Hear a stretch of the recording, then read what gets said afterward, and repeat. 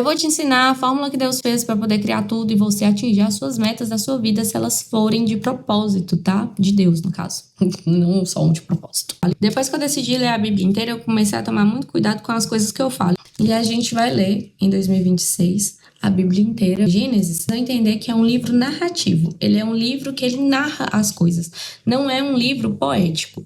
E é um livro que vai ser dividido em duas partes. Capítulo 1 ao capítulo 11, falando sobre a criação, como todas as coisas foram feitas. E depois disso, até o capítulo 50, essa segunda parte que vai falar das histórias dos patriarcas. Abraão, Isaac e Jacó. Vai falar como é que surgiu Israel. Todas as vezes que eu for analisar alguma coisa, compartilhar aqui com vocês, lembrando que eu sou uma pessoa leiga, então eu posso estar falando um tanto de caca das vozes da minha cabeça e pode ser também que eu esteja falando alguma coisa que você nunca pensou.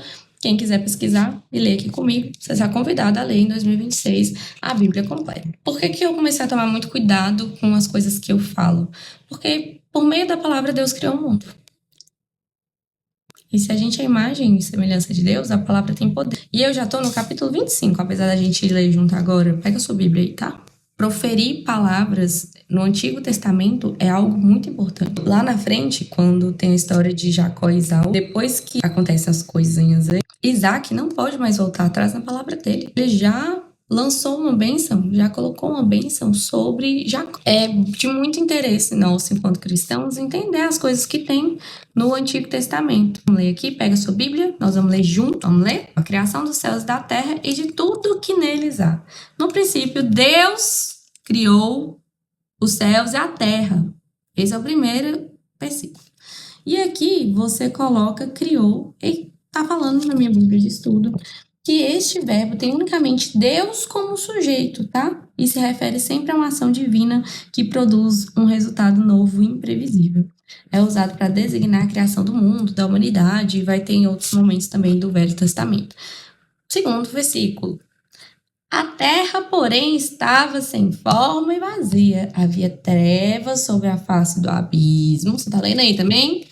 E o Espírito de Deus pairava sobre as águas. Isso aqui é um ponto importante, porque eu comecei a dar uma lidinha. Fala aqui, ó. Os antigos hebreus, eles não tinham uma palavra para explicar o que era o cosmos, o que era o universo. Então, o universo, em sua totalidade, ele era descrito como céus e terra. Uma coisa que eu li e que eu achei que é importante citar, porque vai fazer diferença aqui na frente, falando assim: o Espírito de Deus pairava sobre as águas. E a palavra hebraica, traduzida por espírito, pode significar vento, sopro ou fôlego. Isso lembra vocês alguma coisa? Que Deus, ele coloca o fôlego de vida. Alguns intérpretes consideram o fim desse versículo como um forte vento ia e vinha sobre as águas, que é uma ressalva boa. Disse Deus: haja luz, e houve luz. Deus fala e o negócio acontece. Ou seja, ele diz e logo se obedece à palavra. E as coisas são concretizadas. Quarto versículo. E viu Deus que a luz era boa e fez separação entre luz e trevas. Uma das coisas que eu anotei sobre Gênesis, capítulo 1, Deus ele ensina aqui no primeiro capítulo como que é que você vai fazer as suas coisas e você vai ver, você vai organizar as suas metas. Isso tem no primeiro capítulo da Bíblia. Gente, olha pra você ver, isso é uma coisa tão óbvia, que é tão importante que tá no primeiro capítulo. E nunca ninguém fala sobre isso. O quanto é importante você ter sua meta, olhar e analisar se ela é boa, e aí você prossegue. Por quê? Deus, ele coloca aqui, ó, primeira coisa que ele faz. Ele quer algo, então, introdução, ele vai olhar, ele tem um desejo, a palavra é criadora. Então, a coisa acontece. Você falou, ou então você se movimentou, né? Vamos colocar aí, você se movimenta e o que você quer acontece. Você se organizou para acontecer. Aí acontece a realização. Eu separei em etapas aqui. Depois da realização, Deus avalia. Deus avalia.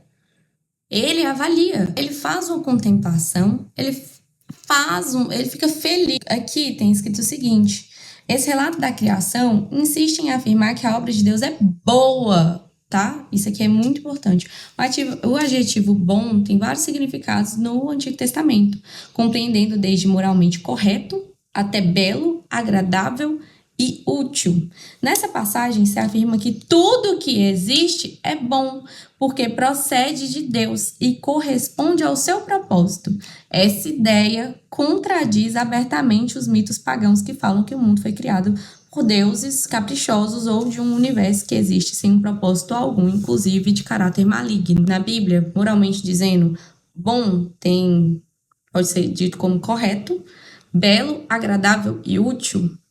Então, gente, todas as vezes que você quiser algo, você pensa, você vai fazer, né? Você coloca a palavra criadora, você organiza uma meta, você realiza.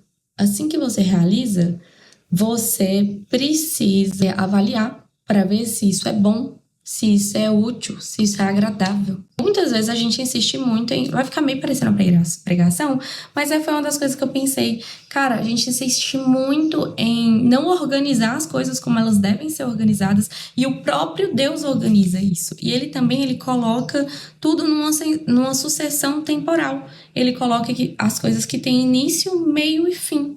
Ou seja, para suas metas, você precisa ter início, meio e fim. Fica um bom conselho aí, uma das coisas que eu trouxe para minha vida. E Deus viu que era boa e fez separação entre luz e trevas. Chamou Deus, sabe quando a Bíblia aí? Vai ler sua Bíblia, pega sua Bíblia e vai ler. Não vou ficar lendo sozinha. Chamou Deus a luz dia e as trevas noite. E houve tarde e manhã. O primeiro dia. Entendeu? O que eu falei? O que Deus faz? Ele tem a palavra criadora, a realização, a avaliação e a sucessão temporal. Também é muito mais esperto quando você separa as coisas em blocos. Tem uma sucessão temporal, ainda que seu plano seja longo, se você dividi-lo em blocos, você vai conseguir avaliá-lo melhor. E fez separação entre a luz e as trevas. E disse Deus, haja firmamento no meio das águas e separação entre as águas e águas. Fez, pois, Deus o firmamento e separação entre águas debaixo do firmamento e as águas sobre o firmamento. E assim se fez. E chamou Deus ao firmamento céus. Houve tarde e manhã e o segundo dia. Traduzido do hebraico, a palavra firmamento designa uma coisa expandida, como uma lâmina de metal batida a golpes de martelo. Então, algo plano, né? Essa ideia estaria relacionada com uma das visões de antigamente que se tinha do mundo, segundo a qual o universo era a estrutura composta de 3 níveis, céus, terra e mundo subterrâneo. A terra era imaginada como superfície plana, aí vem um tanto de terraplanista, né? Acredita nisso. O céu concebido como uma expansão e um firmamento mesmo, sobre o qual se apoiava um imenso depósito de água ou oceano superior, do qual procediam as chuvas. Então o povo acreditava que a chuva tinha um oceano lá no céu e chovia, entendeu? Olha que legal. E no mundo subterrâneo havia também um imenso oceano, sobre o qual se assentavam alguns pilares e sustentavam a terra. Houve tarde, manhã e o segundo dia. Disse Deus, ajunte-se as águas debaixo dos céus num só e apareça a proporção seca. A porção seca chamou Deus de terra, o ajuntamento das águas, mares, e viu Deus que isso era bom. Ele olha tudo e vê que é bom, que é agradável, que é útil. Quantas vezes a gente não consegue fazer isso, né? Imaginar uma coisa, fazer a execução dela, né? Que é a palavra criadora, realização e avaliar. E colocar limite de tempo. Que doideira. Disse Deus, produza a terra relvas, ervas que deem semente e árvores frutíferas que deem fruto segundo a sua espécie, cuja semente esteja nele sobre a terra. E assim se fez. Produza a terra. Deus concedeu a alguns seres o dom da fecundidade, para que continuem e complementem a obra do Senhor. Para os antigos orientais, a fecundidade era um objeto de culto, pois consideravam uma força divina que residia em alguns seres no Antigo Testamento. Porém, a fecundidade é uma bênção ortogada por Deus. Isso faz muito sentido ser comentado agora, porque vai ter algumas mulheres que são inférteis, né? Elas não são fecundas ao longo da Bíblia, e é um milagre divino quando elas são na terra, ela ficou incumbida de continuar a obra do Senhor, né? Ervas que deem semente e árvores frutíferas que deem fruto, segundo a sua espécie, cuja semente esteja nele sobre a terra. E assim se fez. E as árvores vão dar frutos segundo a sua espécie. Então não adianta você procurar morango em videira, que você não vai achar. É meio óbvio, mas o óbvio precisa ser dito várias vezes. E a terra, pois produziu ervas que dão semente segundo a sua espécie, e árvores que davam fruto, cuja semente estava nele, conforme a sua espécie. Viu Deus que isso era bom. Houve tarde e manhã, e o terceiro dia. Também disse Deus, haja luzeiros no firmamento dos céus, para fazerem separação entre dia e noite, e sejam eles para sinais, para estações, para os dias do ano. Fala muito sobre tempo determinado de novo, fala sobre sucessão temporal de novo, tá? Porque tem tempo determinado para tudo debaixo dos céus. E sejam para luzeiros no firmamento dos céus, para alumiar a terra. E assim se fez. Fez Deus 2 grandes luzeiros, o maior para governar o dia e o menor para governar a noite. E também fez as estrelas. Colocou no firmamento dos céus para alumiarem a terra, para governarem o dia e a noite e fazerem separação entre a luz e as trevas. E viu Deus que isso era bom. Houve tarde e manhã, o 4º dia. Disse também Deus, povoem-se as águas de enxames de seres viventes, e voem as aves sobre a terra, sob o firmamento dos céus. Criou, pois, Deus grandes animais marítimos. Esse aqui tem uma nota que eu achei ela muito, muito, muito legal. Os grandes animais marítimos são mencionados para indicar que também foram criados por Deus e estão sob o seu domínio, tá? Aqui se estabelece uma das principais diferenças entre este relato bíblico e o mais famoso mito dos mitos babilônicos da criação. Segundo esse último, a criação do mundo fora precedida pelo nascimento de várias gerações de deuses e pela vitória do deus Marduk sobre o monstro marinho, que era a personificação do caos original. Gênesis, ao contrário, fala de um único Deus que existe desde sempre e que por si mesmo cria o universo pelo poder da palavra.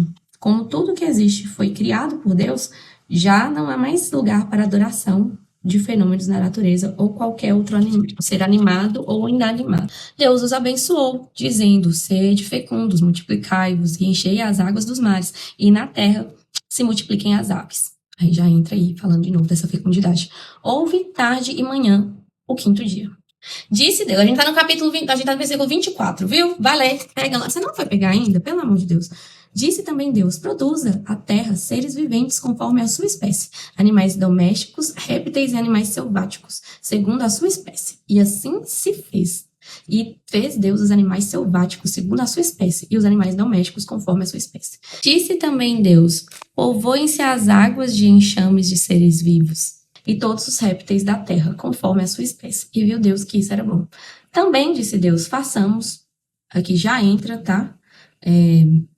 A nossa imagem. Esse plural, pronunciado por Deus, tem sido interpretado de diversas maneiras. Eu vou ler aqui que tem escrito, tá? Na realidade, ele parece sugerir a ideia de uma deliberação especial do Criador no momento de criar o gênero humano. Dentre todas as obras de Deus, somente a criação do ser humano é precedida por essa referência a uma solene decisão divina. Então, aqui já não é faça-se, entendeu? Não é haja, não é criou. Aqui já não é mais no singular, agora já é falando no plural. Também disse Deus, façamos o homem à nossa imagem, conforme a nossa semelhança. Tenha ele domínio sobre os peixes do mar, sobre as aves dos céus, sobre os animais domésticos, sobre a terra e sobre todos os répteis que rastejam sobre a terra. Criou Deus, pois o homem, à sua imagem, e a imagem de Deus o criou. Homem e mulher os criou. Aqui tem escrito que vem do hebraico, homem vem de Adam, A-D-A-M, designam todo o gênero humano, e outras passagens desse mesmo termo significa o nome próprio Adão. A sua imagem e a semelhança de Deus o criou. Os seres humanos não são só uma criação especial de Deus, como também foram criados à imagem e semelhança, ou seja, são dotados de características tais que lhes permitem entrar em uma relação pessoal com Deus e exercer como seus representantes o governo no mundo. Pois é, né? Então, você é criada aí à imagem e semelhança de Deus. O que você tem feito com isso? Deus os abençoou e lhes disse: sede fecundos, multiplicai-vos, enchei a terra e sujeitai-o, dominai sobre os peixes do mar, sobre as aves dos céus e sobre todo animal que rasteja sobre a terra. A bênção divina aparece vinculada com frequência ao dom da fecundidade. E rasteja pela terra, outra tradução possível é que se move pela terra, tá? Referência a todos os seres terrestres. E disse Deus ainda: eis que vos tenho dado todas as ervas que dão semente e se acham na superfície de toda a terra, e todas as árvores em que há fruto, e que dê semente. Isso vos será como mantimento. Segundo alguns mitos muito difundidos no Antigo Oriente, os deuses criaram os humanos para que eles lhes proporcionassem alimento e realizassem tarefas servis. E aqui já mostra que Deus ele criou o ser humano pensando em tudo que é necessário do bem para o bem-estar dele. Então, tem a todos os animais da terra, a todas as aves do céu, e a todos os répteis da terra, em que há fôlego de vida, toda a erva verde lhe será para mantimento. E assim se fez. E Deus, quanto tudo fizer, era bom. E eis que era muito bom. Ou seja, não era só bom, era muito bom. Tudo era muito bom, ou seja, o negócio era excelente. Esse é um superlativo que não se refere a uma obra de Deus em particular, mas a toda a criação. Ele olhou e ele falou assim: caramba, olha só que negócio doido, tudo muito bom. Deus viu que era muito, muito, muito, muito, muito, muito bom. Houve tarde, manhã e o sexto dia. Gente, eu vou parar por aqui, fazer um outro vídeo para o segundo capítulo. Fica aí, né? A dica de usar a fórmula que Deus fez. E tudo isso tem em Gênesis, né? Capítulo 1. É o início das coisas. Eu sei que mais tarde vai ter briga, batedor, contenda, confusão, gritaria. A gente vai ficar. Enquanto tá nessa parte de criação, é mais maçante mesmo. Mas, nossa, eu tô doida pra poder comentar sobre Jacó e Esaú. Só que tá muito na frente.